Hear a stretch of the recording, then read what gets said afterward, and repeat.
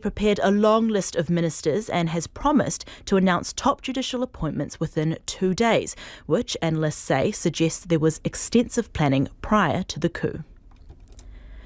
New Zealand's COVID response minister Chris Hipkins signalled yesterday there'd be changes to shorter MIQ stays, possibly within weeks, and eventually the whole system will be replaced with home isolation.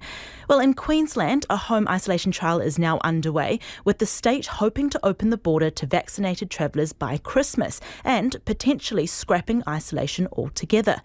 Jamie Lewis is one of the participants in the trial. She had been working in Melbourne and had been in lockdown since July. To take part in the trial, she had to be fully vaccinated, fly into Queensland instead of drive, and stay in a freestanding property. I spoke to her earlier about what the trial requires and how it's been going. Days 1, 5 and 12, I need to go to a drive-through COVID test and get a negative result. And every day I am sent a text message at a different time at random that I have to respond to within 10 minutes to confirm my location. You get a text message with a link that you click on, and that takes you to the Queensland Health app. From there, you complete a questionnaire and you update as to whether you're feeling any symptoms, if you've left the house for any other reason other than to be tested, if anyone's come to visit, etc., and then you just confirm that. And what happens if you don't respond in that time? The first day that I did it, I waited all day and then went for my COVID test and knew that the second I left the house I was going to get it, and I did. I got a phone call about half an hour later just wanting to confirm where I was and why. The man that I talked to on Monday, because I was quite panicked when it happened. I was like, oh God, day 1 and I've already made a mistake. But he said it was fine. He's like, they'll do a follow-up check or they'll send another text message because you do have to respond within 10 minutes. And he's like, we have people who oversleep. There are people who are in the shower. You know, they are understanding of the fact that you might not necessarily be hitched to your phone all day. What was the process in terms of getting the property that you're staying at green-lit? You have to send all of your accommodation and airfare details to the Queensland Police. That is the only way that you get issued with the border permit. So all of that needs to be confirmed in writing. And when you arrive at the airport, you do have to line up and get processed. And then they take you to collect your bags. And they have cabs that are already prepared and ready to go. They have a fare already worked out. And you get in that cab and that takes you to your designated accommodation. That just prevents you from going off anywhere else. To qualify for home quarantine, did you have to isolate alone? No, not necessarily. You can do home quarantine at your family home or wherever with other people. But as part of the requirement, anyone in that shared space with you is going to have to do the 14 days and the tests and everything as well. So I made the decision not to put my parents through that. When you are isolating, are you allowed to leave the property for exercise? So the conditions are you have to just remain at the property at all times. What happens after the 14 days in isolation? As far as I'm aware, I'm allowed to go free. I have my final COVID test today. I'm keeping my fingers crossed for a negative result, and then I just need to wait until midnight of day 14, and then I'm allowed to rejoin civilization. That was Jamie Lewis, a participant in Queensland's home isolation trial. And finally, Australian supermarket giants Coles and Woolworths will start selling rapid antigen COVID tests from early November for about $10 to $15 per test. The tests can deliver a result in 15 minutes. And that's World Watch for today. I'm Perlina Lau. Kia koe, Mani. Tēnā koe Perlina, koe te pūrongo o te pautūtanga o korikori te rawia o whiringa ana koe. And that's us, Midday Report for today, Wednesday. 2 days to go at their whānau. We'll be back tomorrow, of course. Have a lovely afternoon, and we'll be bringing that presser to you live. Hei kona, kia tau te mauri.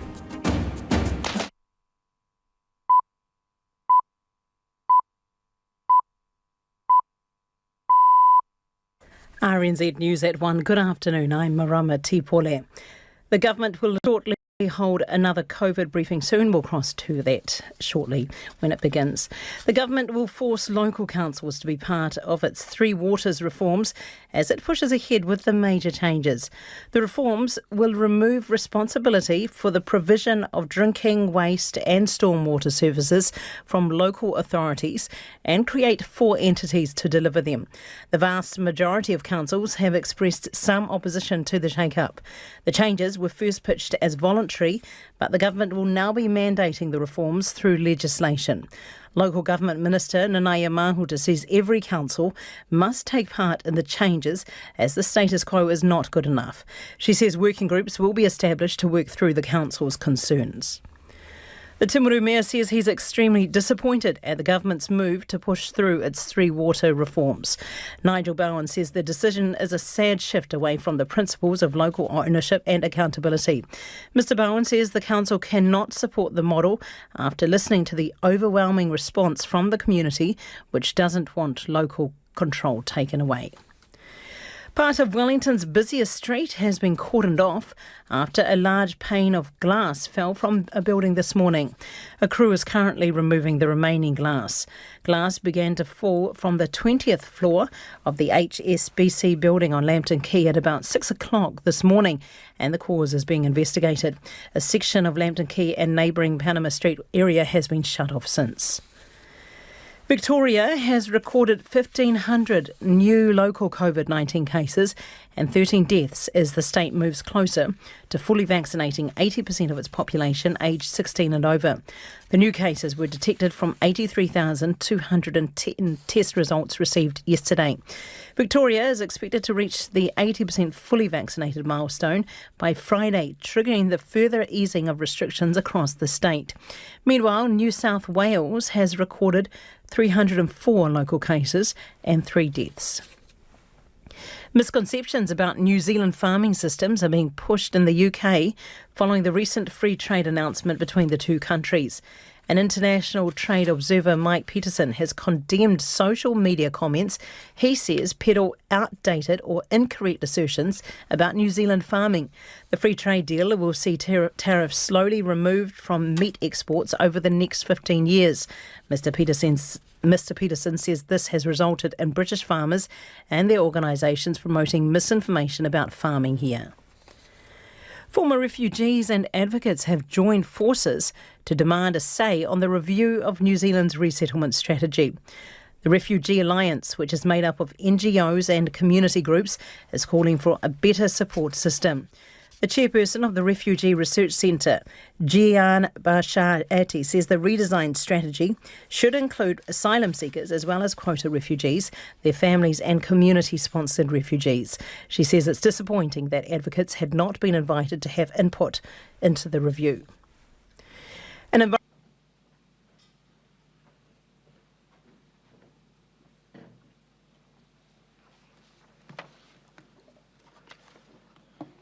Kia ora koutou katoa. Good afternoon, everybody. I'll hand over to the Director General to do the usual update on daily cases. Then we'll talk about the alert level restrictions in the Waikato, schooling, early learning and tertiary education in Auckland and Waikato, a few words on vaccination, and then we'll open up for questions. So, Dr. Bloomfield. Thank you, Minister. Kia ora koutou katoa. So today there are 74 new COVID-19 cases to report in the community. 68 of these are in Auckland and 6 are in the Waikato. No cases in Northland today. Takes our total in the outbreak to 2,832, and pleasingly 1,550 of those have now recovered. There is 1 new acute case and 3 historical cases to report in managed isolation facilities and recent returnees from abroad.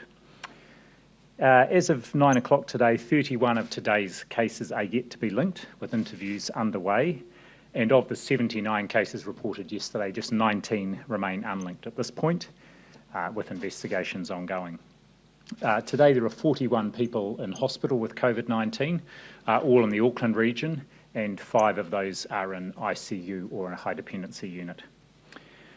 Yesterday, 17,536 tests processed, so good volumes of testing still around the country, and that includes in Auckland. And yesterday there were 13,578 swabs taken in Auckland, including in the community testing and also the surveillance testing of people out in the community. 20 testing centres open in Auckland today, and please, if you have any symptoms there that could be suggestive of COVID, go and be tested. Just on Auckland, as outlined by Health Minister Honourable Andrew Little earlier this month, home isolation is now being used in Auckland to support the wider system, including the health system, to help manage people with COVID-19 in the community, those who can be safely managed in their own homes. I did provide some further detail on that, but this is an interim approach at the moment. So saying, there are now 562 cases and close contacts in the community across 216 households who are safely isolating at home with support from both health and social services providers. This is part of an interim approach as we move to a longer-term approach that it will involve general practice and other community providers, both health and social sector providers, to look after people in their own homes.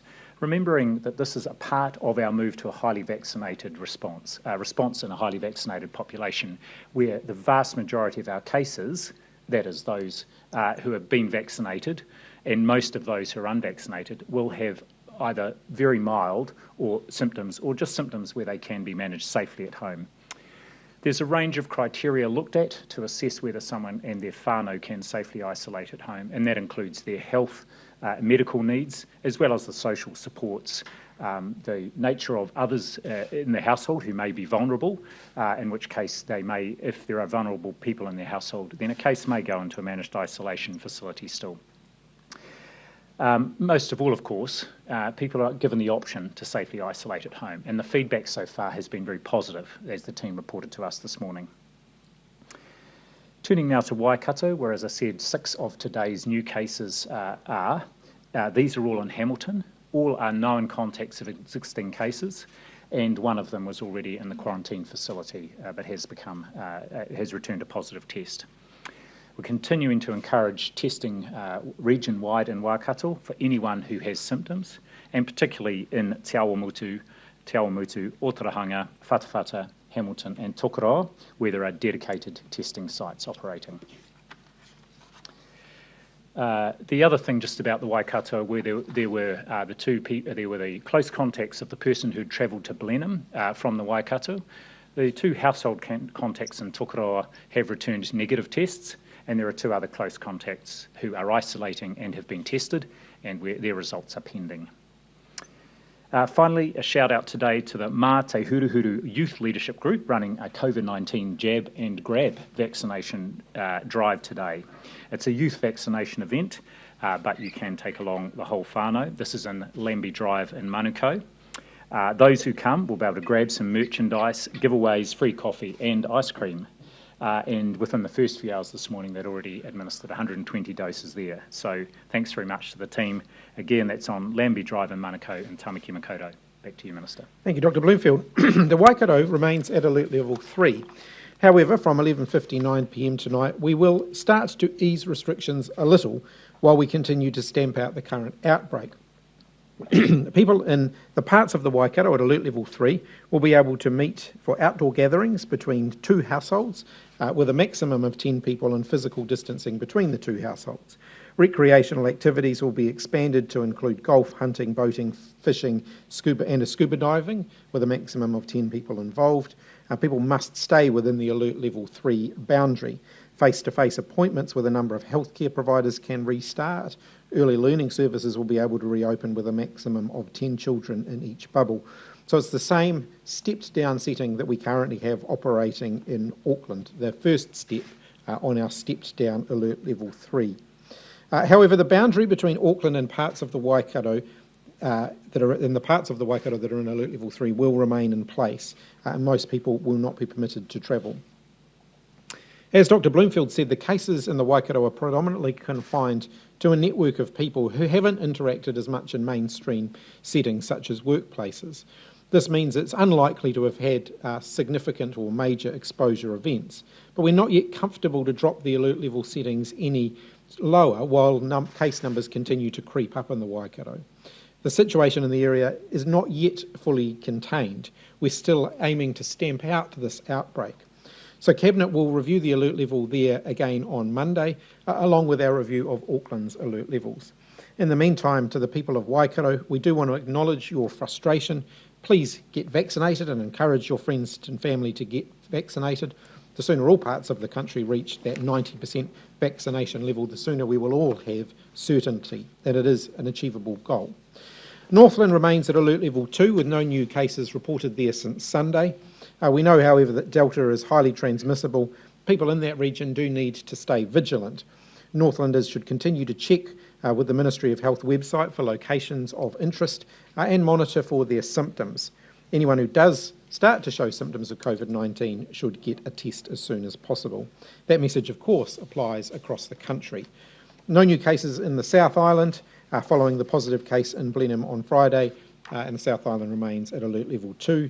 Again, we want everyone in the South Island to remain vigilant and to keep following those rules to help contain any potential spread. Moving on to education. Clearly there are a lot of views about whether our kids should be back at school or not, whether it's safe for them to be there.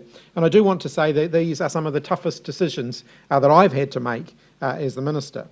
It's pleased to hear reports from those who are returning to school this week, who are positive to get back into the classroom and positive about the opportunity to prepare for their NCEA exam. So a big thank you to those school leaders and teachers at Alert Level 3 who have been working hard to ready schools for opening this week and welcome students back. Many of those schools are reporting good numbers of students in attendance, some saying around half their students back, while others saying numbers back are as high as 80%. In terms of year school groups, years 9 and 10, so the rest of the secondary school system, when they can go back to face-to-face learning, we do want to give those senior secondary school students as much opportunity as possible to be interacting with their teachers, and we don't want to have high concentrations. We don't want secondary schools to be getting back to those high concentration numbers straight away. So we'll do a bit more work around that, and then we will come back with further details. I also know that parents with primary school age children want to know when we envisage primary schools reopening, and I know that those students are looking forward to getting back to school, as are their teachers. So I've asked the Ministry of Education to work with representatives of schools and kura over the coming week to provide advice on how we could manage a staged return to school. I've asked them to work on the basis of an indicative start date of the 15th of November. I do want to say, though, that that is an indicative start date and it is subject, as all things related to COVID are, to events closer to the time. It's likely that the options that they'll be exploring involve groups of students attending on different days in order to keep numbers lower. I've also asked them to consider more learning outside where we know the risk of the virus spreading is lower, where the weather allows for that to happen. I acknowledge that ongoing COVID-19 restrictions have been challenging on people's social, physical and emotional well-being, and getting back to school will have a positive impact on equity issues, on the well-being of many children, young people and their families. So we do want to see that happen as soon as we can, and we'll work to map out a plan for how we can do that safely. In terms of early learning, we are also working with the sector on how we can expand capacity there to get more children back into early learning safely. And in tertiary, we'll be working with that sector to look at how we can increase the bubble size, probably from the 10 that it is now to around 20 for those labs and classes that can't be run through remote learning. This could also happen from around the 15th of November. Final words on vaccines. Today we have a significant milestone to acknowledge. 3 million New Zealanders are now fully vaccinated against COVID-19. That means there are more of us that are protected than aren't. And it means we're on our way to ensuring that we can have high enough levels of vaccination to keep us protected from COVID-19 and to expand our opportunities over the summer ahead. Auckland's edging closer to 90% of people in all three of those DHB areas having their first dose, which means all of those people when all of those people go and get their second dose, we'll be able to shift to that simpler framework that will have fewer restrictions. And I know the rest of the country will get there soon, but I do want to underline the importance of that. It should be clear to everybody by now that despite everybody's best efforts, and they have been huge, we are more likely to see cases emerging outside of Auckland. No country has been able to stamp out Delta once it's taken hold, and that's likely to be the same for us. So it's not a question of if cases will emerge outside of Auckland, it is a question of when. That might sound stark, but as one of my colleagues said last week, Delta is now on your doorstep. So the best thing that New Zealanders can do to protect themselves, their family, their friends and their community is to get vaccinated. The best thing that we can do to enjoy greater freedoms, and it's sure we have greater freedoms over Christmas and summer when I know people want to be able to get together, is to make sure we have as higher rates of vaccination as possible. When we reach the point where COVID-19 does make it out of Auckland, the higher the rate of vaccination we have across the country, the less likely we are to have our summer plans disrupted through extra COVID-19 alert restrictions. A really staggering statistic, of the 2,759 cases in our current outbreak, just 7 fully vaccinated people have needed to go to hospital. So the best thing you can do to stay out of hospital is to get vaccinated. Now happy to open up for questions. Tova. The FDA approving Pfizer for 5 to 12-year-olds, how long until it will be approved here, and when do you expect children will be able to get their first dose? Perhaps you could address that as well, Dr. Bloomfield. We are preparing to be ready to deliver doses just as soon as we get the regulatory approvals to do that. We have the network set up. Obviously, we're able to operationalise that quite quickly. I know that the FDA approval was the first hurdle for our own approval processes here in New Zealand. I know that MedSafe are ready to move quickly on an application. They'll do it thoroughly, as they always do, but I know that they are ready to move quickly, but I'll ask the Director General to comment. Yes, so in the US, similar to here, the first step in the process is the FDA has approved the vaccination. But it then does go to a technical group there for consideration of the balance of risks and benefits in that age group, similar to what will happen here. We're expecting all the information through from Pfizer in the first 2 weeks of November, and our MedSafe colleagues are standing ready to consider all that. It was interesting to read the FDA assessment, and they will obviously review that as well as all the other data they get. Pending that approval, it will then be referred to our CV technical advisory group, and they will provide advice, and then we'll put advice through to ministers. I think the other thing that is important to be aware of here is that Pfizer is making an application for a paediatric version of their vaccine. So one of the important conversations we are having with Pfizer is around the accessibility to that paediatric version of the vaccine. And if you looked at the releases in the USA, they have got that paediatric version of the vaccine ready to go should it be approved for use. So that's an important part of the consideration of both the approval process here and then the timing of when we can roll out the vaccine. Minister, on the Waikato, I mean, you say you're not comfortable loosening restrictions while cases keep creeping up, but the cases are creeping up. I mean, in Auckland, it's vastly, vastly more. So is it fair to keep Waikato in such tight lockdown? As I've indicated, we are seeing cases still coming in the Waikato. It's not fully contained yet. Where, for example, some of today's cases are currently in central Hamilton. So we're aware that we're dealing with cases. We want to still give Hamilton and the Waikato their best shot at stamping out the outbreak, and this is the way that we can do that. Barry. Yeah, what happened to the MIQ announcement that was scheduled for today? Ministers are meeting this afternoon to go through further details around changes in MIQ, and we'll be looking to announce those tomorrow. Why couldn't they have done that by today? What was the problem? Look, we're still working our way through that. There's a lot of complexity to consider. Of course, we have to consider the fact that the situation in Auckland and outside of Auckland is different, so we've got to make sure that we're covering all of the bases in terms of the potential changes that we're making there. And I'm also aware that people want to see a bit of a roadmap. So even if changes, we'll make some changes fairly quickly, and then I think people will want to know what the roadmap is to further changes. And so we want to be able to work through that and provide people with as much information as we can. So we're meeting again this afternoon because I'm aware that there's an eagerness to find out more about that, and so we will have further information on that tomorrow. Talking about stamping it out, you're talking about stamping it out in the Waikato. When are you going to give up that term? Because it would seem that it's been used so much, and rarely is it realised. Certainly outside of Auckland at the moment, with outbreaks like the one we're dealing with, stamping it out remains the best course of action until we get to higher rates of vaccination. The sooner we get to higher rates of vaccination, the sooner we can adopt a different strategy, which is the one that the Prime Minister has already set out. Katie. The Prime Minister last week said that the government believed it could stamp out the outbreak in the Waikato. Do you still believe that you will be able to stamp it out? Yes, absolutely, although the indications are that this one could have a long tail to it. So there is a question mark over, it's certainly still possible, it's certainly what we're aiming towards. But as we know with Covid-19 and with Delta in particular, events can overtake things. And so as I said before, there's still the possibility that Covid-19 could break out of Auckland and that we could find ourselves in a different situation. But at the moment, continuing to stamp it out in the Waikato is our best option. Why does it have that long tail? Is it because people aren't following the rules? It's just the nature of the cases that we're dealing with there. Modelling released by Te Punaha Matatini shows that if you'd had a level 2 circuit breaker in Auckland, you could have saved 120 lives versus if you hadn't. Why didn't you take that modelling into account? You're talking about a level 4 circuit breaker. Yeah.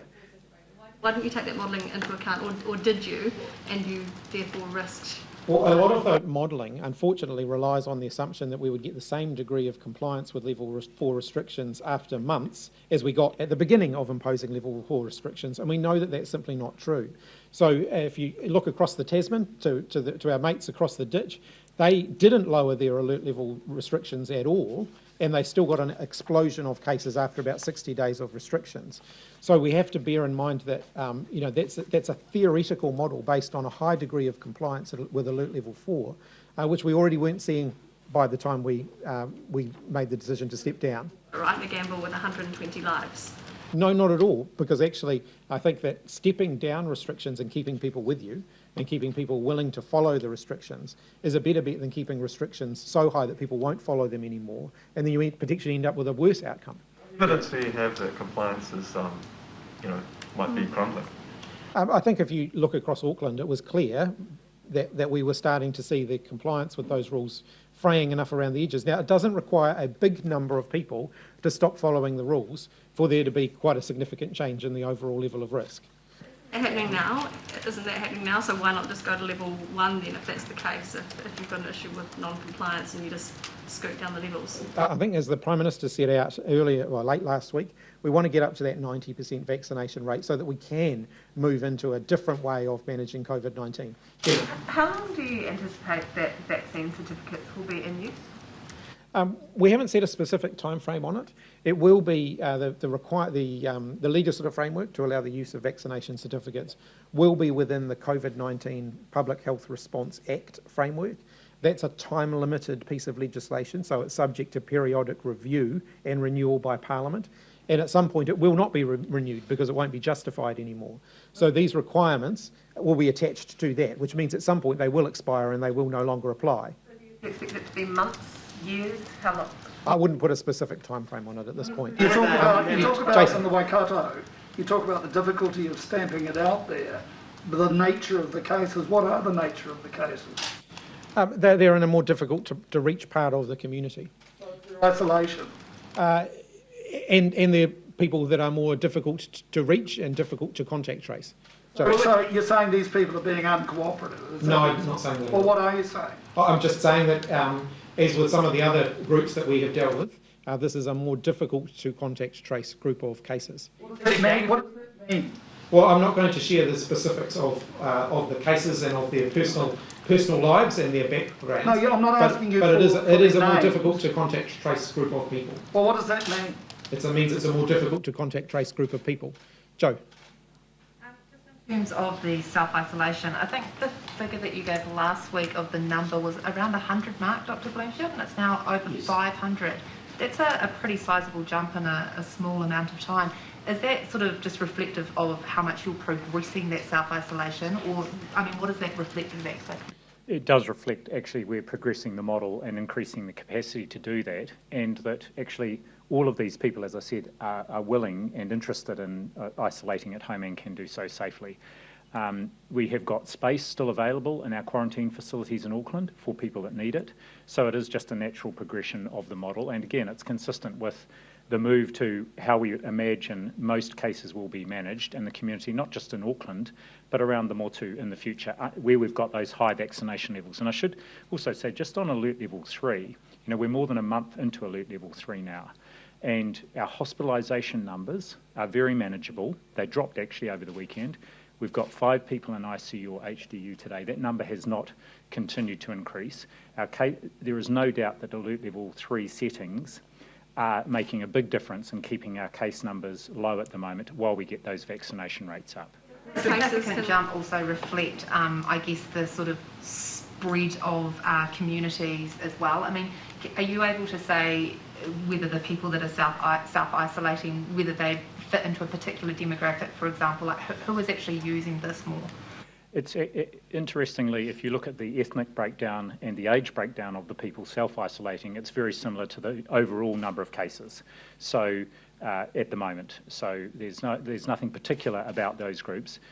Generally, if there are large numbers of people in a household, it's more difficult for people to isolate safely at home and remain apart from family members. So the household numbers are tending to be a bit smaller now, but we are seeing at the moment around half our cases, ethnic breakdown each day are Māori, about 30% are New Zealand European, and about 20% are Pacific and other ethnic groups. So there's nothing specific about this group, but it is just a shift in the model, and the social and health supports are there to enable people to isolate safely at home. Director General, are you aware of anyone being sent a stranger's vaccination information? We've been made aware of a man who says that he's been sent COVID-19 information from a stranger, including his NHI number. Information about someone else, is that right? No, I'm not aware of that, but that sounds like something we'd be very keen to follow up, so I'm very happy to get the details of that and follow that particular one up. On the face of it, quite a concerning privacy breach? I'd have to have a look into it and just see what the circumstances were behind it. Of course, we're very careful with personal information, and you'll have noticed right through this program there's been, I don't think we've had any incidents of privacy breaches, so very keen to understand more about that particular case. Minister, over the past couple of weeks, both the Prime Minister and the Deputy Prime Minister have said that they would have a look at whether the Cabinet documents and advice over the past couple of months relating to this outbreak could be released earlier than the usual proactive release process. Yesterday, the Prime Minister said that we should probably ask you about it, so I'm going to ask you about it. Will you release those documents earlier than the usual process, which could see them only released next year? Oh, no, absolutely. I've got no problem with releasing them earlier, so we'll certainly go through and see if there's see if we can speed that process up. I just wanted to ask, with the Pfizer data, with the FDA process, so they've released their data into the trials of the Pfizer. Will MedSafe look at that data now, or will they wait for an application from Pfizer? So they're already looking at the data that are publicly available, and I think a couple of weeks ago Pfizer made available publicly more information about the trial they had done of just over 2,000 5 to 11-year-olds. The FDA have put up their report, their analysis of the risks and benefits. That went up last Friday. So yes, MedSafe are looking at all the data as it comes through, but they just haven't had the formal application. Remembering that it's partly the data about the clinical efficacy and safety, but it's also the manufacturing data that they need to get to be able to do the full assessment. Benedict, and then straight in front of you. Would you have any estimate that process might take until the least amount of time when those jabs could start to be administered? I can't really give an estimate. We'll need to wait till we get what I would say is that because this is a new age group and a younger age group, that MedSafe will, of course, as they always do a very thorough process to look at the risks and benefits. And I think that's one of the things that the FDA were very careful to do as well. It took them quite a bit longer to do this assessment than, say, their assessment of boosters or even their original approval, emergency approval. So, and it may well be that the MedSafe team decides to refer it to a special advisory group, an independent advisory group as well, to get their view. With primary schools, are you going out to the primary schools in Auckland now trying to come up with a plan about how students could safely come back in? Yeah, is that right? I think what we're doing is, what we've asked the Ministry of Education to do, is actually talk through with primary schools the operational feasibility of some of the approaches that we've been talking about. So bringing students back effectively on a roster so that they're not all back at the same time, maximising the amount of time that kids spend outdoors If it's a good day, all day potentially, again, because that helps to minimise the risk. So just working through the logistical details of that. We're not at that point where we would be comfortable opening primary schools yet. That's why we flagged up around about the 15th of November as the next kind of milestone as a tentative date. But I don't want to lock that in stone because a lot can happen over that sort of 2.5 week period. I mean, what is your modelling suggesting case numbers could be doing then? Because if you're not comfortable now, presumably our case numbers are going to be a lot higher by then. Case numbers and vaccination, obviously we'd like to get a lot closer to that 90% overall vaccination rate across Auckland before we get to that point if we can. So I'm not saying no, I'm just saying at this point, around about the 15th is where we think that might be a realistic, time frame for having more kids back at primary school. I'll let you just finish that. What's the issue with year 9 and 10? The issue with year 9 and 10 is just the concentration that you would get there. So if we've got all year 11, 12 and 13s back on site, then even if you brought back half of year 9 and 10s, at that point secondary schools are pretty full. And so we just have to work our way through that. So we'll talk that through with the sector. We're actually coming up to a point though where a number of those senior secondary school students will largely be off-site because of exams and preparation for exams and so on. And so we'll just look at how we can dock in what we do with the years 9 and 10s with that. And they'll come back this year? I would like to see year 9 and 10s back at school this side of this year, if that's possible. So you've had 10 weeks, quick follow on that. Sorry, you've had 10 weeks to come up with a plan to get kids back to school safely, so why haven't you done it until now? Well, look, we've got a whole variety of different plans and models, but every time, in every situation, you have to keep refining that and you have to keep reviewing it because there are no hard and fast rules here. It really depends on what we see on a daily basis. And so, yep, we do want to see those kids back in school as quickly as we can and as safely as we can. But I know there's a lot of parental anxiety around that too. They don't want to see kids going back to school and being put at greater risk. So they want to see that we're doing this thoroughly, and I can give them a reassurance that we are. Yeah. Awesome, no worries. So on home isolation for community cases, so a top Auckland GP was sort of sceptical of Healthline's ability to monitor cases isolating at home that have other health issues, because Healthline doesn't necessarily have access to their medical records and might send them to hospital unnecessarily, adding even more pressure to hospitals.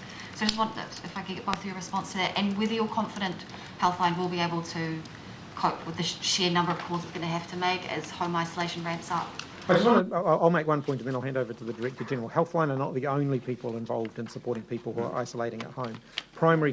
People in Auckland? Primary care also have a role as well. So GP practices, for example, who do have a lot more patient-specific information, are also involved in that process, as are Māori and Pacific health providers, who again have more information and insight into the types of support that those families may need. So yes, Healthline are playing a very, very important role with their health, with their phone calls, their checks and so on, but they're not the only ones involved in this process. Yes, so just to follow on from that, Healthline is involved in the current phase of the rollout. As we move into that longer term approach, there will be much greater role of primary care and Māori and Pacific providers with clinical health expertise. So Healthline, their expertise is in being able to walk people through a conversation and determine very expertly what level of care they might need. That's their routine business. So they're very involved at the moment. Certainly have the capacity, but as we move into this next phase, and actually on the call this morning we had one of the GPs who's leading the conversation with general practice in Auckland, and many of them are very enthusiastic and supportive of being involved, and obviously they do have that knowledge of their patients, so are able to play a really key role in determining what level of care they might need. Are you now expecting more cases to come out in Auckland? I haven't been advised of it's always possible that there'll be additional close contacts who may be isolating, but I haven't been advised that any are likely at this point. No, so we haven't had any further cases since the weekend, and they're all in a known sort of family grouping, and so very encouraging that so far there's been no further cases, and all the other close contacts of those people who are already cases are isolating, and none of them have returned a positive test as yet. This has been spread across Te Tai Tokerau, and we've also had one report that one COVID case was isolating with 2 siblings and 2 children. Given that, has the test come back to say that they're negative, or are we expecting other cases to come out of there? Yes, so the 7 cases are isolating across 3 households. They're all related, and they're in a relatively confined area in the mid-far north. The public health unit is and local health providers in very regular contact with those whānau to make sure that they are able to isolate safely. Henry and then Minister, we're now about 8 months since the first group of people in New Zealand got vaccinated, border workers, the start of the healthcare workforce. The data shows that while their protection from getting really sick is still probably pretty good, their protection from getting infected itself would have worsened rapidly. Where are we at with whether to give them a 3rd dose or not? So we're ready to go as soon as we get advice that booster shots are required. My understanding from the Pfizer clinical trials around boosters is based on a median gap between the 2nd and the 3rd doses of about 11 months, I think. So we're certainly still within that window for those earliest people in New Zealand who have been vaccinated. But it really sits with Dr. Bloomfield and his colleagues to give us advice on when they think booster shots are desirable. We have access to the supplies to start that program.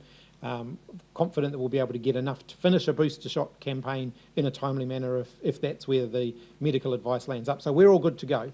But, So MedSafe have got my understanding is they've got the application and the data from Pfizer. They're looking at that. In parallel, our CV tag is looking at that. I think you're overstating the drop in effectiveness of the vaccine. And again, it was only last week that Pfizer published the randomised control trial of a booster dose, showing very good efficacy in bringing people's protection levels right up again. But the median time was very much within the time that we are looking at. But as the Minister said before, all going well, we are planning for starting to roll out booster shots to those who were the first to receive their shots.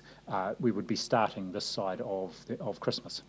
Minister, can you just explain why you trust... Sorry, just one more, Minister. All right, one more follow-up and then we'll come over here. Okay. Minister, can you explain why exactly you trust the Ministry of Health to know how many people there are in New Zealand over Statistics New Zealand with the entire department set up to count New Zealand, basically? Look, whichever way you cut the data, there are going to be a variety of different views on what the most appropriate data set is. Ultimately, the data set of people who we have health data for is as good as any. Yeah. Or being a few % off because of that? Yes, I'm comfortable. Yeah. Any contingency plans in place for any drop in teachers when the vaccine mandate comes in? Ministry of Education will work closely with schools who could be affected by that. I want to just note that whenever we've introduced a vaccination requirement, we've seen projections that we could lose lots of people out of the affected workforces, and that hasn't tended to be the real experience. As we get closer to those deadlines, generally speaking, we see the number of people who are not willing to be vaccinated decrease quite significantly. Jo. Just following on from that, during this outbreak, how much consideration have you really given to mandating essential workers who are regularly crossing the borders, like truck drivers, for instance, like those people that are travelling the length of the country and could potentially be spreading the virus? Have you given? I know lots of ministers have said yes, we've thought about it, but have you really actually considered it at any point? Yeah, we've given it consideration. Ultimately, there are a whole lot of practical considerations that make that operationally quite difficult, and we don't know how long that internal boundary is going to be in place for either. Is that you have an exemptions, people who can cross the border, you have the paperwork, you know who those people are, they're identified. In the same way that someone who works in a particular industry is identified, and you're now rolling out quite a number of mandates in order for people to get vaccinated. So why is it any different now, and why has there been such a reluctance during this Delta outbreak to target a particular group of people who are potentially high risk? We have looked at it, and ultimately it was the logistical considerations that made that not something that we wanted to implement in the short term. We've never ruled it out. We've also got to bear in mind that boundary isn't a permanent boundary. How long it's in place for, we don't yet know. Does it sit comfortably with you that you have had unvaccinated people driving the length of the country through a Delta outbreak? Look, we have to accept that we still need to keep the country moving. We still need to supply people with food, for example, and that does mean that we need people travelling in and out of Auckland. Minister on that, Dr. Bloomfield. On this issue you raised at the start around the vaccinations for under 12, are you saying that it is a different vaccine? Is that something that we have an agreement for? And are you suggesting that the 1 million doses we have in storage right now would not be able to be used in that rollout? This is something that we're clarifying with and in conversation with Pfizer around. But what I'm referring to is if you look at the FDA approval and the media stories about that, it was very clear that it is a paediatric formulation of the vaccine. And what our MedSafe team will be looking at is what are the differences between that formulation and the adult formulation, and what does that mean for the timing of a program that we might be able to roll out.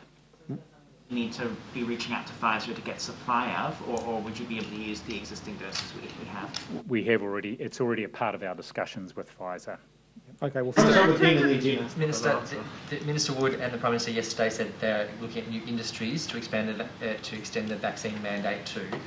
Are transport workers, truck drivers a part of that, or have you closed the door to that, and what other industries? No, certainly haven't closed the door to that. Industries are you looking at? Well, we'll tell you at the time when we have more to say about that. But we are, we're aware that there's a lot of pressure from businesses as well, who would like to see government being more proactive in some of these areas. So we're working our way through that. Obviously, there's a public health. We need to have a public health justification for any extension of the vaccine mandates, and we'll continue to work our way through that. In the US, my understanding is that Biden has opted to mandate vaccines for any workplaces bigger than 100 people, or to submit workers for weekly testing. Is that an option? If you, instead of mandating the vaccine, you just like regular weekly testing for people? Or? Wouldn't rule anything in or out at this point. We haven't gone to that sort of regular. We're effectively doing that for education workers at the moment. So we'll see how that goes. But certainly, I wouldn't rule out doing that in other contexts. One specific sector that has been calling for it is the construction sector. They're a highly mobile workplace, going into people's homes, or subbies visiting multiple sites during a week, so have quite incredible risk of spread if there was an outbreak. Are you considering the construction workforce? I don't want to go through every workforce and rule each workforce in or out, but I certainly, in this case, wouldn't rule them in or out. It is certainly a possibility. Yeah. And Judith Collins says you should drop the vaccine certificate at 90% rather than introduce them at 90%. She's saying that once we have that high level of coverage, we shouldn't need vaccine certificates. What do you say to that? Difficult to keep track of the National Party's position. That seems to be their position today. Only a couple of weeks ago, Chris Bishop was standing in the House berating us that it was all his idea, that we should be much more, that we should be moving much more quickly to mandate vaccination certificates, and that the requirements should apply to an even broader number of locations. So I think their position seems to change by the day. Can I just ask a quick one? The government said last month you're going to be getting more advice around additional privacy legislation to strengthen the protection of people's contact tracing data. Have you received this information yet? My expectation is that the COVID-19 Public Health Response Amendment Bill, currently before the Select Committee, will be the vehicle that we are able to use to provide a much greater degree of certainty around privacy. Now, we've always been very clear that the information that's collected for contact tracing and vaccination and so on should only ever be used for that purpose and for no other purpose. If we can add a few extra clauses into the legislation that just gives people that extra degree of comfort, I don't think anyone's going to have a problem with that. So yes, I do expect that will happen imminently as that legislation progresses its way through its remaining stages. Do you want to see rapid antigen testing at the boundary? I know you say that we don't know how long the boundary is going to be in place for, but it is there for the meantime and probably likely for at least another month or so. We've had professors Skegg, Murdoch and Planck talk about how they could be useful at the boundary. Do you want to see it there? I might ask the director. Look, I haven't. I don't want to give a final view on that. I do think that rapid antigen tests are likely to be more widely used in the next part of our COVID-19 response. Rapid antigen tests have some strengths and some weaknesses. clearly they're less accurate than the PCR tests. So they have a place, but they have a place where they're used appropriately. The last thing that we want is someone, so for example, showing symptoms, getting a rapid antigen test and saying, which was negative, and saying, I'm okay, and then subsequently turning out to be positive. So I think as we move to using rapid antigen testing more, we are going to have to educate people on the appropriate use of rapid antigen tests, which means if you're having symptoms, they're probably not the right tool to use. You're still better to get a PCR test at that point. So I wouldn't rule them out, though. An appropriate context for them then, and then we can save the PCR testing resources for symptomatic tests. I mean, I think we are now heading into the stage where the demand for testing is going to continue to increase exponentially, and we don't want our labs tied up doing a whole lot of PCR tests every day, where other testing methodologies could be a substitute for a lot of those tests. So, I'll ask the Director General to comment. Just 2 comments here. The rapid antigen tests are useful when they're observed, and so in that situation, and we're looking at this, they may well play a role in testing that workforce that is driving across the boundary, but not at the boundary, because also it's not actually a rapid as in 1 or 2 minutes, it's 15 to 20 minutes, and it does require, of course, it to be observed. But that's why we're working with employers at the moment, where they could take responsibility for doing that administration and observation of rapid antigen testing of their workforces on a more regular basis, particularly those who are crossing the boundary. But you've mandated it for close contact industries like hairdressers and the vaccine. An industry, I guess, a workforce which comes in close contact with people all the time, often not with the consent of the people who are coming into close contact with, as the police. There's no vaccine mandate for them right now. Can you see the government getting to that eventually? Quite possibly. Like I said, I don't want to go through every workforce now off the top of my head, but we are working through that process, and that includes considering all of the workforces where a vaccine requirement might be justified. Timeline for that kind of wider public service guidance? Soon. Yeah. Thanks, everyone.